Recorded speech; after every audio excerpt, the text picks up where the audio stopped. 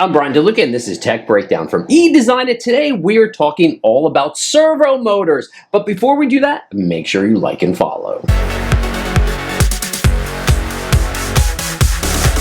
So what are servo motors? Servo motors are electromechanical devices that have precise control over position such as linear, velocity, and acceleration. Unlike standard motors, servo motors include a built-in control system that allows for fine-tuned adjustments and feedback, making them ideal for applications requiring high precision. So what are some of the key components in servo motors? The motor itself is the core component, which can be an AC or DC motor that drives the movement of the servo. Position sensors, typically potentiometers, provide continuous feedback on the motor's position. The control circuit controls the motor's speed and position. Now, there are two types of servo motors, as I mentioned: AC and DC servo motors. AC servo motors, known for their high efficiency and power, are commonly used in industrial applications. DC servo motors are favored by hobbyist projects and small-scale applications due to their simplicity and cost effectiveness. Servo motors' accuracy and repeatability make them a key component in robotics,